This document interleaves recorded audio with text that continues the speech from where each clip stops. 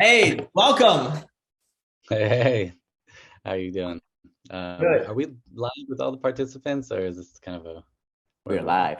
We All are right. live. Let me introduce the man of the hour. I've got your bio here, which I'll read part of, but I also know some things about you, which I will share. So, everybody, welcome to today's webinar. The title of today's webinar is um, hold on, let me pull up the title. It's all about streamlining your business operations and patient acquisition with Dr. Sam Zand, who is one of the, if not the most prolific leader in psychedelic medicine in the nation. So thank you, Dr. Sam Zand, for being here. Dr. Sam Zand is a highly qualified and experienced medical professional that specializes in family medicine and urgent care. With a commitment to providing the highest quality of patient care, Dr. Zand is dedicated to improving the health and well-being of his patients. He is a board-certified physician, a member of the American Academy of Family Physicians. He currently practices at Anywhere Clinic, a virtual healthcare platform that provides on-demand medical services to patients across the United States. With extensive knowledge and expertise, Dr. Zand is a trusted healthcare provider who is committed to delivering compassionate and personalized care to each and every patient he serves. He is a sought after consultant, speaker that gives expert advice, that works with Neurostar TMS, that works with Spravato, and a huge resume. But without further ado, I will introduce the man of the hour, sharing how to streamline your business, your operations, and patient acquisitions. Dr. Sam Zand, thank you so much for being here with us today. All right. Well, thank you so much. That was an awesome introduction. Really appreciate it. And I'm gonna go ahead and do a share screen. Is that okay by you, Of course. Scott? All right. Absolutely. Okay. Tell me, is this showing up? We can see Yes, it. sir. Okay, great. All right. Well, it's a pleasure to talk with everyone. Today, I really want to highlight a few things that I understand for this audience. We're trying to improve, create, optimize our mental health businesses, whether it's through TMS, ketamine, really the cutting edge therapies to help people in a time where it's more needed than ever. And so, a little bit background about myself. I'm a psychiatrist and I started a practice called Anywhere Clinic many years ago in Nevada. Since then, we've expanded into multiple states. We're in about 12 now. And we provide telepsychiatry, but we do it in a really holistic way. And I think what we've as a psychiatrist, I often say I'm a little anti-psychiatry. I think we overdiagnose, we overprescribe, and we don't really get to the key contributing factors that people are struggling with that cause these downstream symptoms for which they come in. And so looking at things from a holistic angle and seeing the patient as not just a list of symptoms, but everything that's going on biologically, psychologically, environmentally, and even spiritually, this is the care that we seek to provide. And so I want to just kind of share a little bit of that today so that hopefully that carries forward in the modalities that we're talking about, TMS, ketamine, and how to optimize your businesses. I also started a company co-founded called Better You, where we really just focus on psychedelic therapy. In the self-pay model, we focus on ketamine, where we do in office, we do at home, we do Spravato. We've done every type of ketamine there is. We even have a psychedelic wellness retreat in Puerto Rico where people come in and stay overnight and get the treatments. We're doing a free veteran retreat in a month, really trying to look out for that population. And so combining the work with Better You with also the TMS work that has become really highlighted at Anywhere Clinic, I want to share all of that with you and also hopefully open up questions to tackle what it is you're really looking for as well. And so the first thing, before we get into the business side, I really just want to touch on what this industry needs. What this industry doesn't need is more people just saying, here's another pill, take it every day and forget about your problem. The data is suggesting that this isn't really the way to improve our mental health. It's a little archaic. These theories that we've learned decades ago, the serotonin hypothesis is 70 years old. We're learning new things, and we're actually, instead of trying to change chemicals here or there, a little more serotonin, a little less dopamine, a little more dopamine, instead, we're really focusing on improving brain health and improving brain function. And understanding that emotional and behavioral symptom that we're dealing with, the control starts with the brain. It starts with having a healthy brain. And so this concept of neuroplasticity that has become very popular now, I think this is the future of any mental health clinic, to focus on neuroplasticity. So if we don't know what that is, I'll touch on that a little bit. And so we'll look at the history of psychiatry. Why were we in this system of overprescribing and doing all these things that maybe wasn't actually helping, in some cases adding more harm than good? And you'll see all these other modalities as well. We'll highlight TMS and ketamine, but hyperbaric oxygen therapy, photobiomodulation, neurofeedback. There's vocal therapy where you can actually listen. There's AI software that can listen to your voice and hear the kind of confidence in your tone. And when you do therapy, it gives you recognition about how you're feeling, and there's a feedback loop there. Really fascinating, cutting edge things happening in our space. So this idea of what makes us human really is the expanded cortex of our brain, the frontal lobe. If we look at the rat, the cat, the dog that just reacts, they dog hears something and barks. The human hears something, hopefully processes it, thinks about it. That's the computer processor of the brain. The prefrontal cortex and that larger frontal lobe is responsible for that.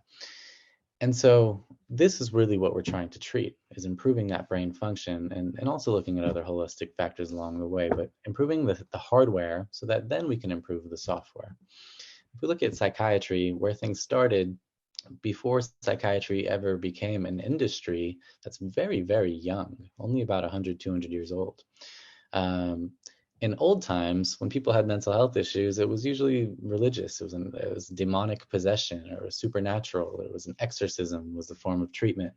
We had Ayurvedic health kind of come to the forefront in a lot of Asian cultures, explaining that our mental well-being is a combination of everything in our body. An imbalance of bodily fluids was kind of hypothesized even back then. And then we have lobotomies in 1888, not that far away, and Nobel Prize winner psychiatrist performed a lobotomy, and this is what we thought we were supposed to do, and that was just 150 years ago. Then we have electroconvulsive therapy in 1938, where you see probably the over dramatized kind of electrocution chair kind of feeling of a patient. We still do this. It is still a little barbaric and a little archaic. And we'll see that TMS is kind of a newer form of this. And antidepressants hit the market in 1959. And similar to the serotonin hypothesis that we learned in 1952, we're still practicing that today.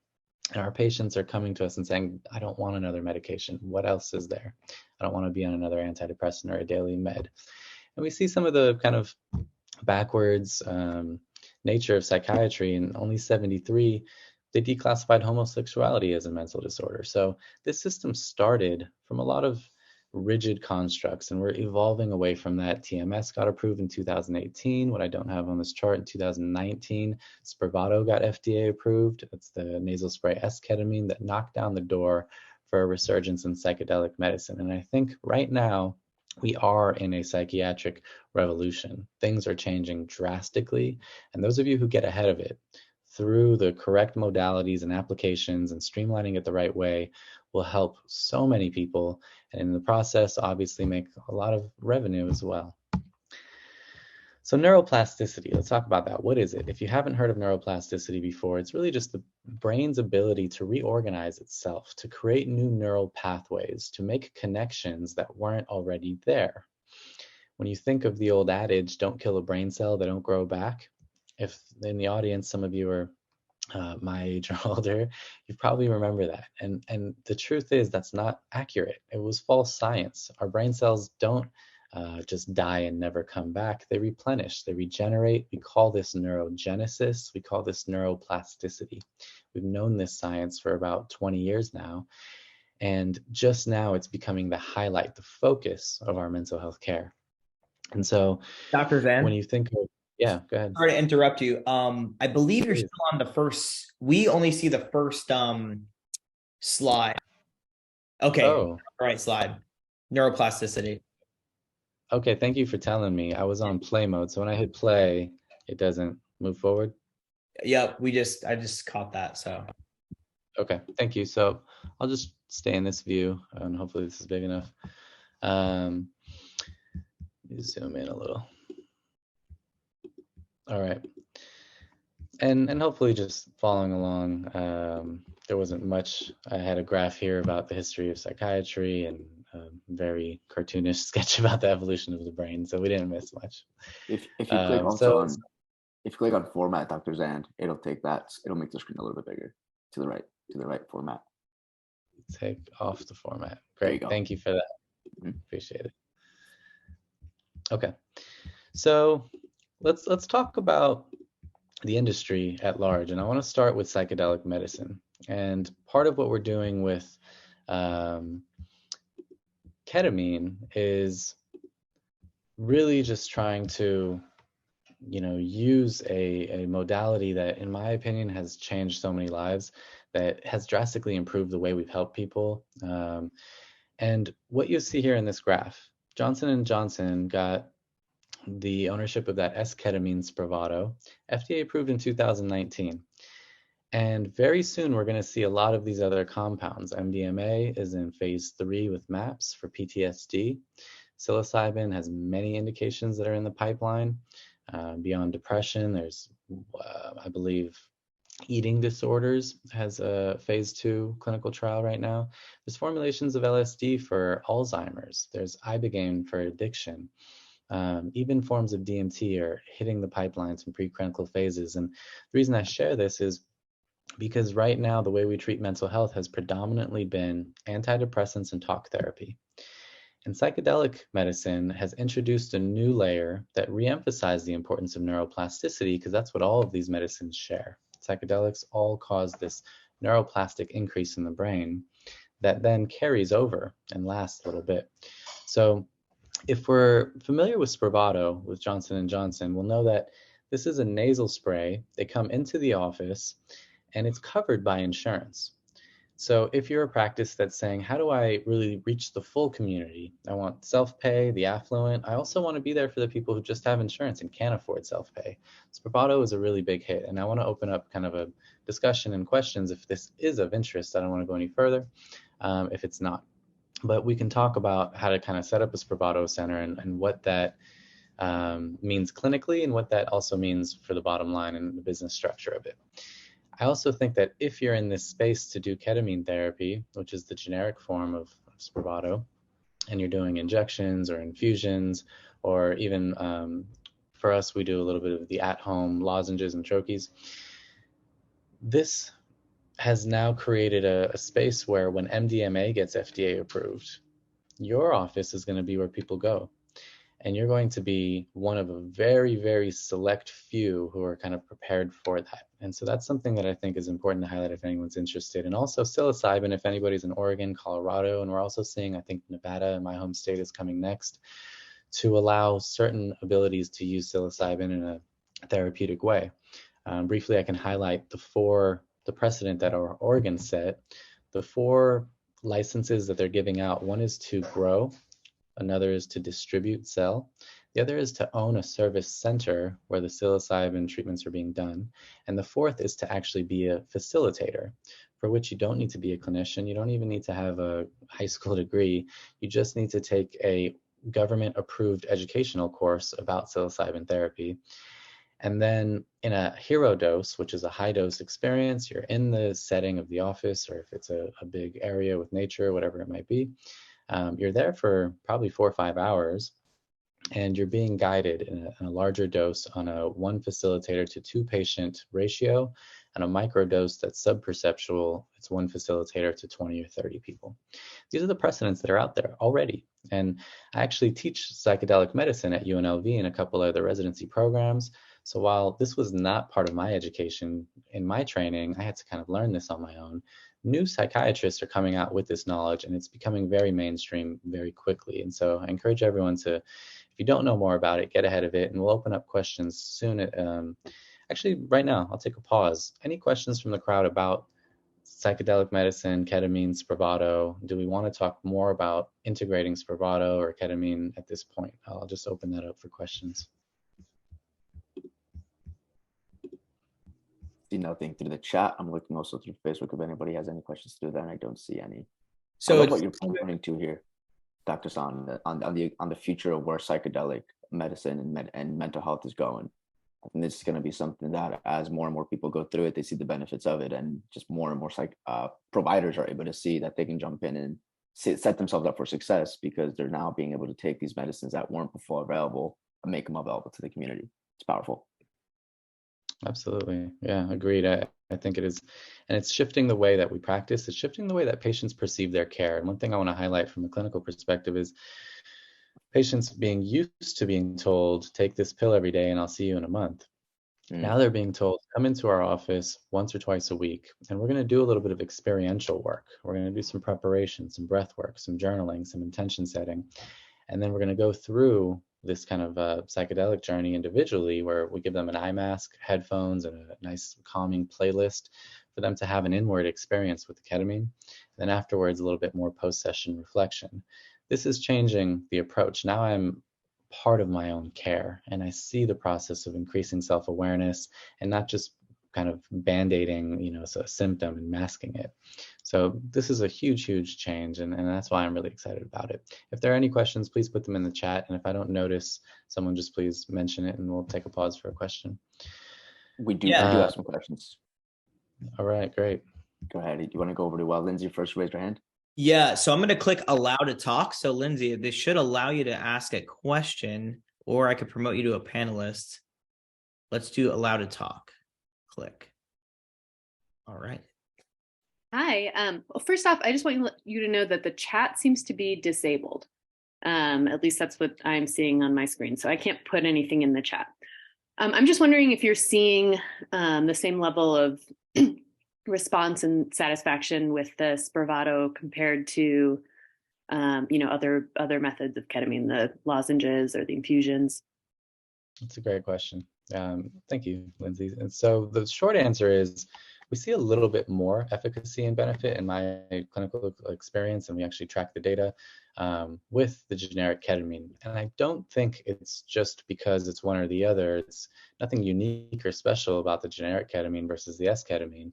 What I think is the Spravato has a max dose, a threshold that you can't go over. The insurance won't cover it. And so someone would have to pay out of pocket, which is very expensive to have a higher dose Spravato. Nobody would do that. They would just go for the generic and the higher dose. Spravato is given in kind of this subperceptual to mildly perceptual range, whereas ketamine goes more to a psychedelic max range. And by doing that, they both have neuroplastic benefit, and that's why we see so much benefit in Spravato. But the higher ketamine range adds more of those aha moments, those breakthroughs, that perspective shift when we see things in this altered state of consciousness that we can then process and kind of do some self-therapy work around.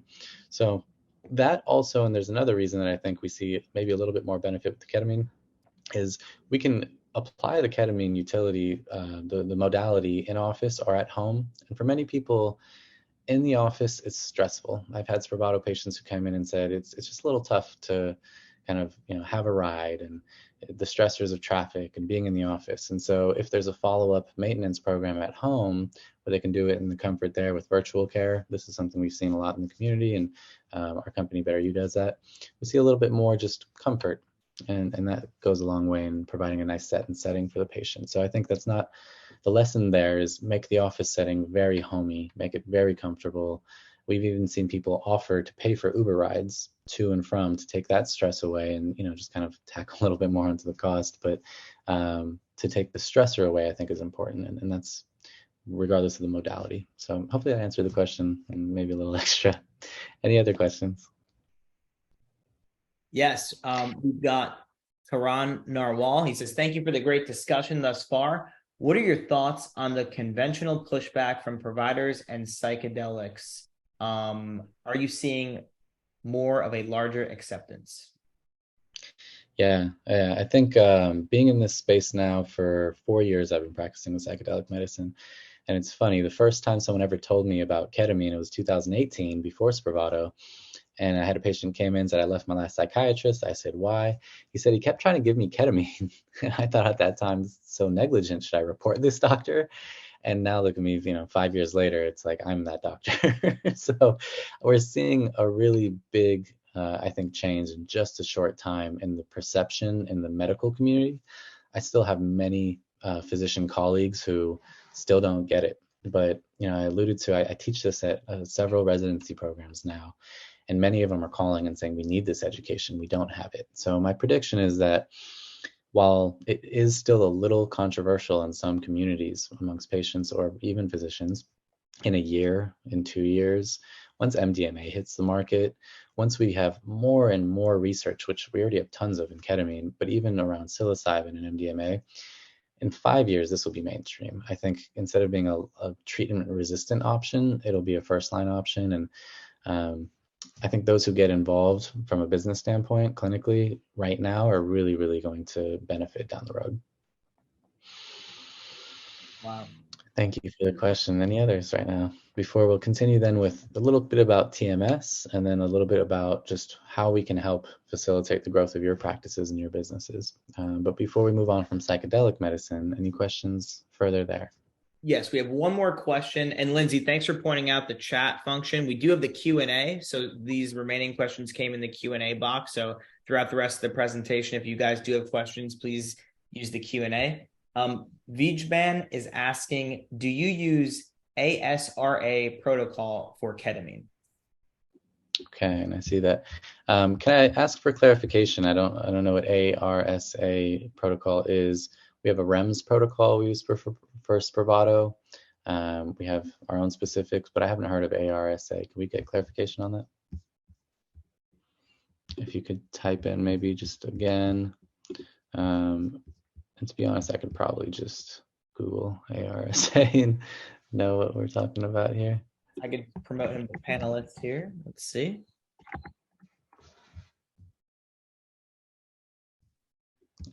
Yeah, I don't know if you can hear me. That is American Society of Regional Anesthesia. So that's one protocol that's being used. And I'm not sure what the REM, what that is. REMS, yeah, I can touch on all of that. So to start, the REMS protocol is the risk evaluation and mitigation service or system or something like that. And right. It's a DEA program that if you have Spravato in your clinic, you need to be REMS certified. And that's just, you fill out the paperwork, you say, I read this, I understand it, and here are the protocols. We have to take vitals, we have to, record all of these things and send it to the REMS program for every patient that we do Spravato. That was part of their FDA approval. There are other medications that fit in this REMS program. One is Xyrem, which is commonly known as GHB. It's the date rape drug, but Xyrem is used for narcolepsy. And so it has a REMS protocol it needs to uphold. Another is Clozaril, which is a schizophrenia medication. So this is an established thing. I can talk more on that if need be. Now, the protocols we use for ketamine, all of this originated with our anesthesiologists and our pain doctors 10, 20 years ago. And, by and large, there's obviously an operative dosage, and there's more of like the mental health treatment dosage. And the larger range that you'll see is about 0.5 to 1.5 milligrams per kilogram. The way that we do it, the protocol that we follow, is just start low and go slow.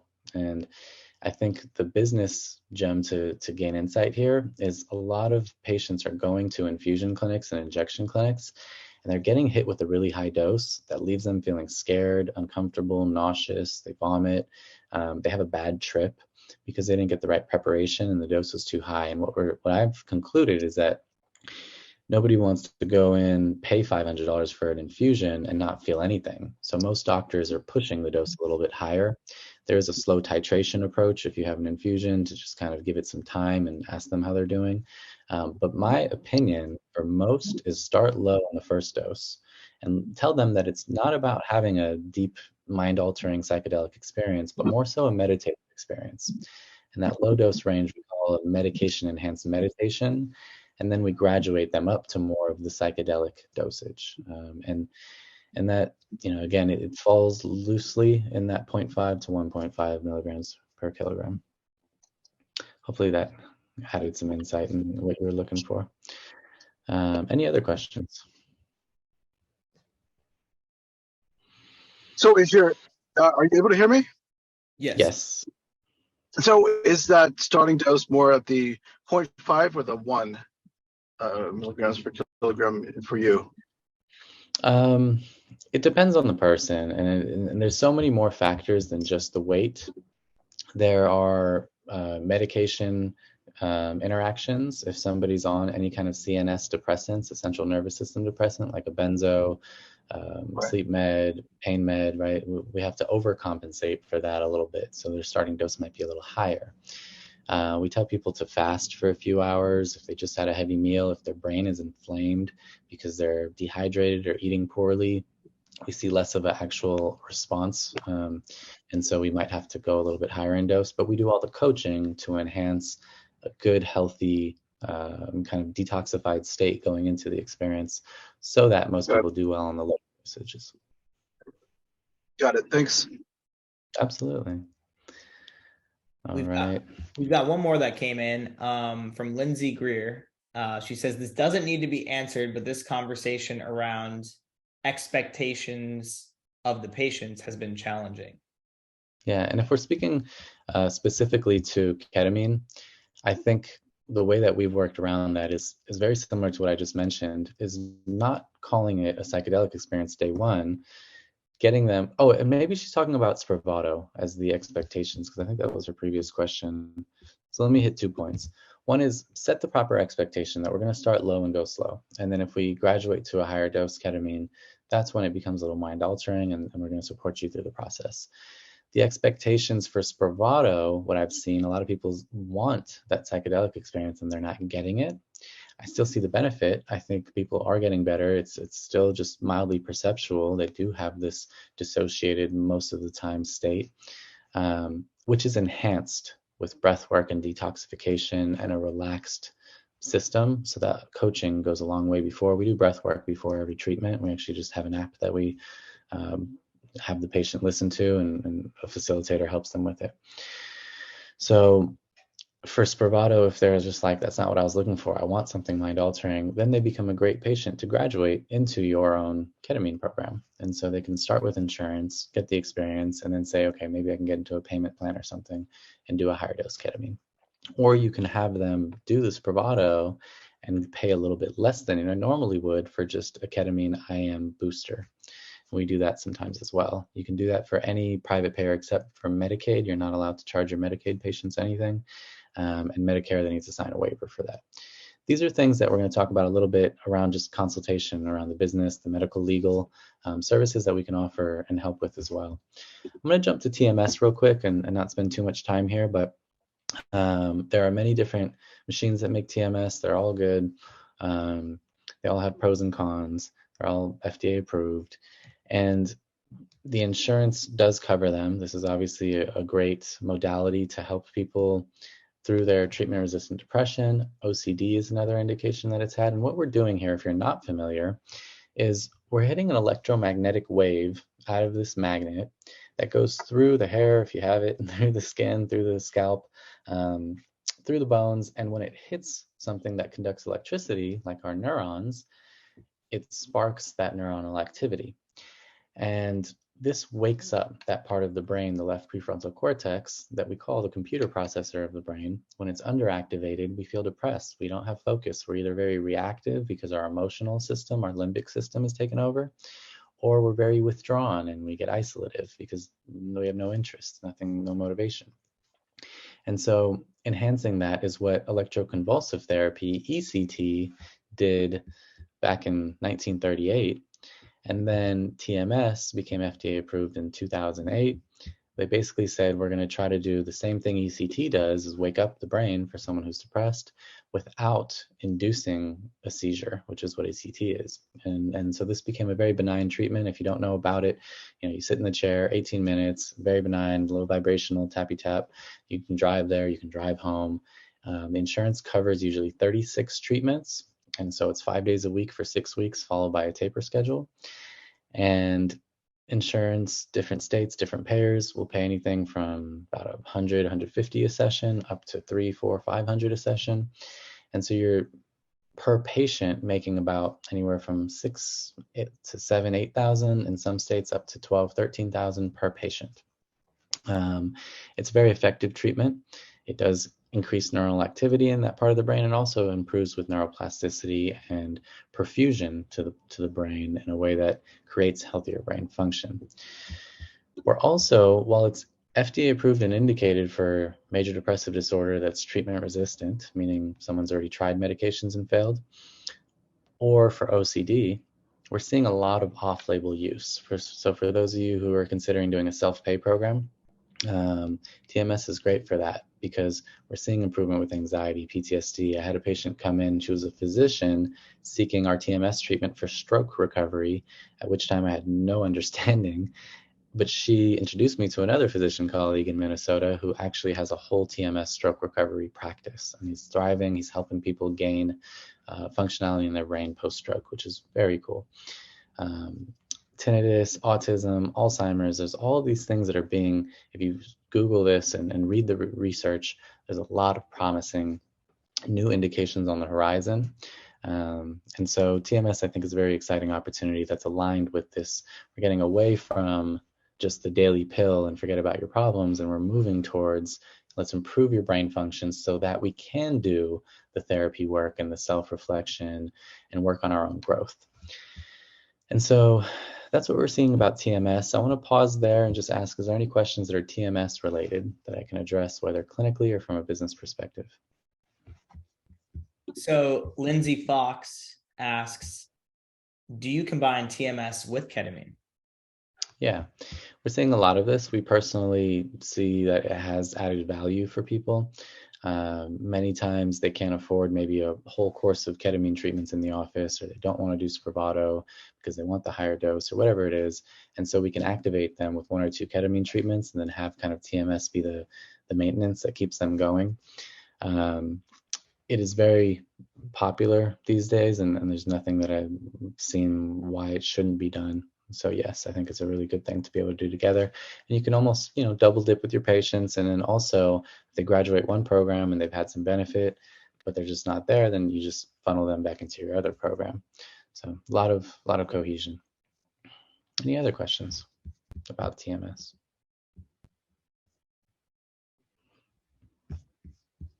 And feel free to keep adding them. I'm going to keep moving forward.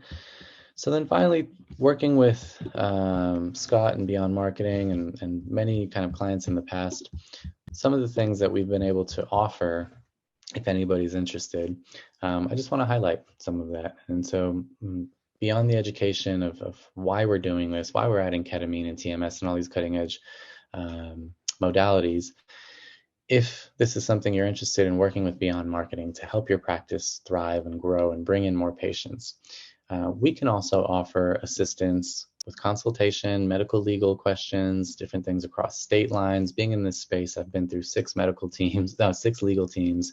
We've had FDA lawyers, DEA lawyers. We've spoken to so many pharmacy boards and medical boards. And so if there's any questions about how to do things in the telemedicine age, or how to work across state lines, corporate practice of medicine, this is all something we can help offer. Insurance credentialing is what I see as one of the biggest obstacles and bottlenecks to get a practice thriving, especially in TMS and Spravato. And so we have ways to streamline that process. And so if you're a new practice and you need insurance credentialing, sometimes it takes 3 to 6 months, and we can get that down to a month or so. Medical directorship, if anybody needs it. A lot of practices, I have business owners who have been in maybe wellness spaces, but they're not clinicians themselves, and it's just hard to find that medical team. We can align that, as well as any psychiatric services, staffing, directorship, licensing, credentialing, whatever is needed. Psychedelic therapy training is something we offer as well. I do teach at different universities, and I have online courses. Billing assistance along with credentialing, if anybody needs that, we can fill those gaps. And if anybody does work with us, we're here for you. On-call support anytime.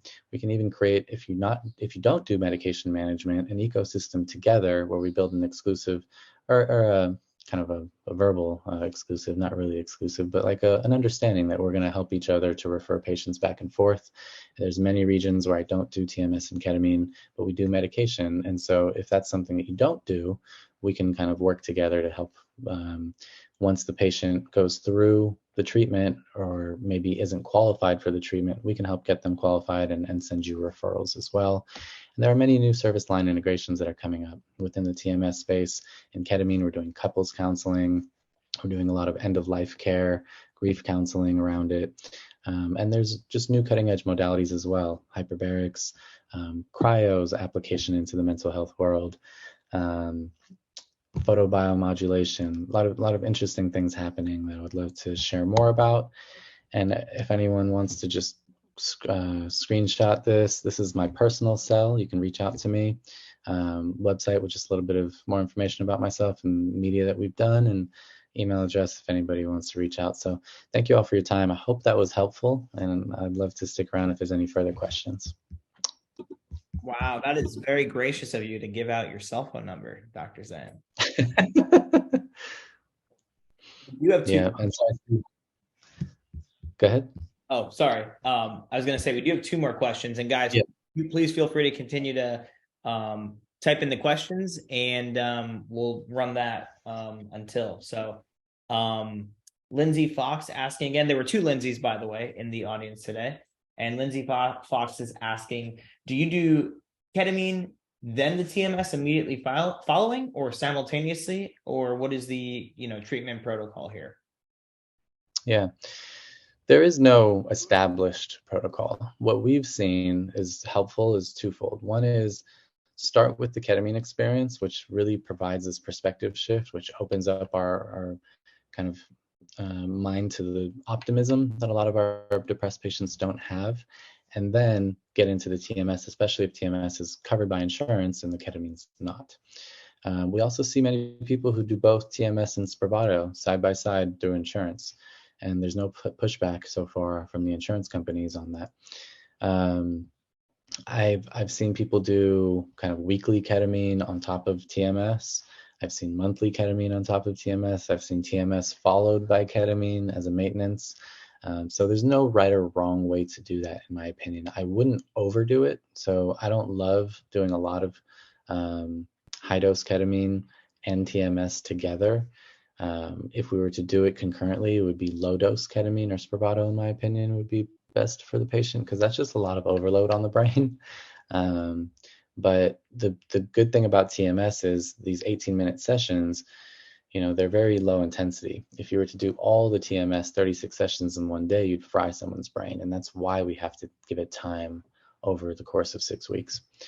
So keeping that in mind, I think just spreading it out anyway. But we like to do a ketamine activation followed by TMS. Thank you for that question. And then I also just see, how do we learn more about the psychiatric services? Here's my information, reach out. Happy to help. I'm licensed in about 10 states. Our team's licensed in about 12 to 15. So if there's any gaps in psychiatric care that we can help provide, well, we're definitely happy to be there for you. Anything else we can address? Thank you, Sam. Linda Herbert is asking, what software do you use for your EHR and CRM? All right. Well, we use Beyond Marketing Support with our CRM, and it's a fantastic system. And actually, Scott could probably speak on that better. I'll talk about the EHR. We initially started with Practice Fusion, which we found to be very efficient for the providers to notate quickly and not have their head in their computer when they're with patients. What it's limited in, Practice Fusion, and its ability to integrate with your scheduling platforms and your websites and payment portals and things like that. They just did release some new APIs. We went over to a platform called Healthy. Wouldn't recommend it, didn't love it. We actually had to buy out of that contract and we went back to Practice Fusion. I've worked with many others, Epic, so many I can't even think of, but I think the key thing is in TMS and ketamine, it's not that integral for the provider side. There's nothing special. If you're a different kind of medical specialty, you need imaging integration. You might need better lab integration. With TMS and ketamine, it's really, really simple. But the business integration into your marketing, into your website, that's where you might want to find a little bit of shortcuts. And I can provide a lot of guidance and consultation there. And Scott, do you want to talk about the CRM that you guys have? I think it's a great, great platform and we still use it. Thank you. Yeah, I'll talk briefly about it. So the platform we use is called Move. We provide it to all of our clients as part of our service agreement. We have the service side, which is the marketing services, but then also the software side, which is the CRM. So some people, long-term just want to use the CRM, which is great. What differentiates it really is that it does multi-channel messaging in one channel. So picture like you go to your iPhone or Android and you're texting someone, you see just the text messages. What's cool about this CRM is you could see in going to that, contact, you can see the text messages, you can see the emails, and you can see and listen to the phone calls, which are recorded. So multi-channel messaging within one line of communication, depending on how advanced of a CRM user, we show people sometimes and they've never looked at their business in a pipeline format before. So pipeline management, texting, calling, emailing in a HIPAA compliant environment. And then you can also do your Google reviews from within the platform as well. Another cool feature, and this is more like some of the advanced users doing this, would be list segmentation. So if you're running TMS and ketamine campaigns, you can tag the different people as they come in, one being TMS, one being ketamine. You could segment that list further by number of failed medications or insurance type. So it's really versatile. It can do almost anything.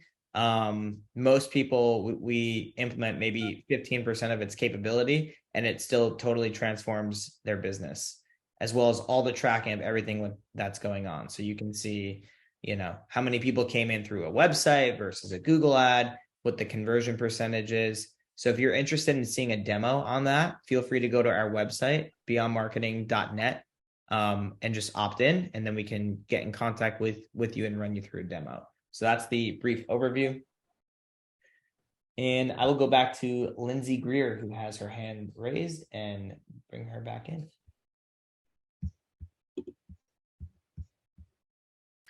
Hi, my name's Lindsay Geyer. Thank you for taking my question. It's completely fine. But yeah, I work for, we're going under two names. We're trying to funnel under one, but Santa Barbara Ketamine Therapy. And we're going into lucid therapeutics because, as you guys are saying, and I was excited to see just how everything's moving forward, we're hoping to bring on MDMA and DMT and psilocybin. With ketamine, though, we do work with Beyond Marketing and Move. We're in the people are just curious about us. And my job right now is to take any of those incoming leads. And what I'm seeing is ketamine's getting attention from media or word of mouth. And there's this big expectation that's put onto some people that it's just going to be a wonder drug. It's going to be a one time, it's going to fix all your problems. And I have to help them understand that this is typically a 2 to 3 month process where they are paired with an integration coach, which is a certified therapist. And it's not a drug that's just going to take away all your problems, but it's going to show you what's kind of holding you back. And people are having a really hard time understanding that space of this psychedelic experience. And we have had an experience where some people feel like they're not getting enough in their dosage. They're not getting this crazy trip. Some people have had too much, and they did have too much shown to them because the dosage was too high. So that's what I was meaning by the expectations, because of the conversations that are going on out there. And how can I, as a business person, speak more eloquently so that they just feel safe that this isn't just some crazy party drug that we're applying with therapy now. Yeah, that's a very important question and a tough, singular answer. But I think lots of education is so crucial to helping them understand what you said. This is more of a 2 to 3 month process. When people ask, how long do I need to do it? We often say, Spravato says twice a week for the first month, once a week for the second month, and then once every 1 or 2 weeks after that, forever, right? But we don't agree with the forever part. We think that if you can do the work alongside the treatment while your brain is malleable, one of the most beautiful kind of metaphors I heard is that many people, we feel like we're stuck in these ski slopes of our brain where we're just carving deeper and deeper into our depression, our anxiety. And ketamine in many ways is like fresh powder for the ski slopes of our brain. We can start to create and carve new pathways. And that's the important part, is we have to create the new pathways. And so any traditional psychotherapy modality plus ketamine is so effective because our brain is malleable. The clay is warm, and now we can do the work. And I think that's important to tell our patients we still need to do the work. And so what does that look like? Is it workbooks that you're going to do every day at home? Is it professional psychotherapy that we're going to offer? Is it integration coaching? And that work is identifying our beliefs, our system of beliefs, our limited beliefs, our false fixed beliefs, and reframing them, creating a new narrative, rewriting the programming of our mind. And in many ways, what we allude to is that this is subconscious reprogramming.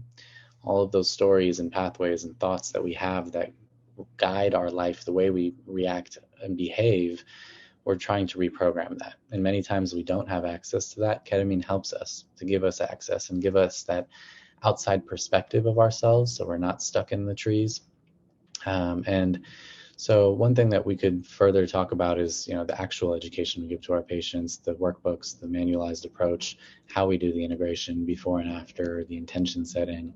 And I think with all of that, the expectations change. It's not just, oh, I'm here to do ketamine and my life's going to be better. It's ketamine becomes a tool for me to help improve things in my life. And so I'd love to elaborate further on that if you wanted to connect, but that's the shortest answer I could give. Yeah, I'll definitely be reaching out to you. Thank you so much for that. Absolutely. Thank you for the question. Any others?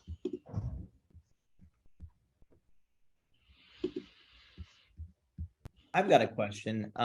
So one of the last slides that you showed, all the services that you had there, are you guys considered an MSO? And what are the implications of working with an MSO?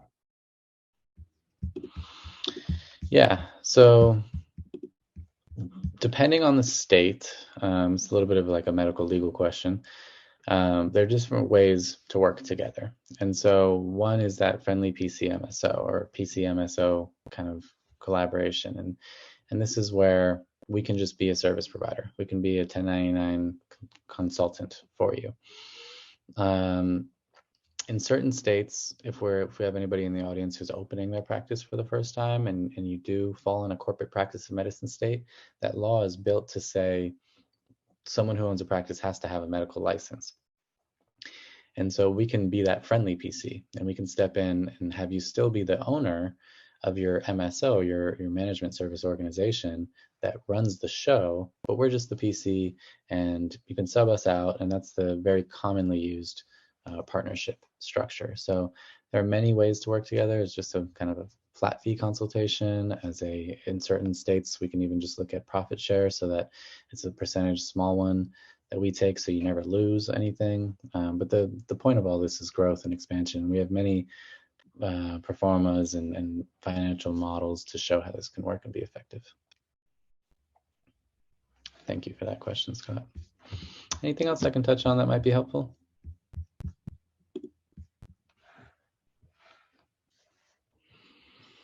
What's the best way? Best way to get in touch with you? Would it be the cell phone, the email, or the website, or any of the above? Yeah, any of them's fine. I would say email me or text me. So whatever your preference is. If it's calls are probably the least favorable. So shoot me a text or an email and I'll get back to you right away. I'll just share that one more time if anybody wants to grab it that didn't. And another shout out to Scott and his team. We've started, our Better You practice through the support of Scott and the marketing that they've done. So I'm a testimony of his work. And, in different regions, different needs, there's a lot of gaps they're able to fill. And having their both consultation marketing services plus their CRM has really helped us to streamline things in many ways. So shout out to you guys. Thank you. Awesome. Thank you for being here, Dr. Zand. I really appreciate you breaking down the idea of the serotonin hypothesis. 70 years in the making, and here we are now with a whole revolution ahead of us. So awesome. Glad to be a part of it. Yeah, absolutely. It's an exciting time. So, and thank you all, everyone who was in attendance. Thank you for the work that you're doing or planning on doing. It's very needed. Excellent. Well, again, thank you for being here, Dr. Zand. We really appreciate it and look forward to some these ladies and gentlemen connecting with you from today's webinar. So thank you. Great. All right. Take care, everyone. Thank you. Okay, All right. Thank you. Yeah. Bye. Bye.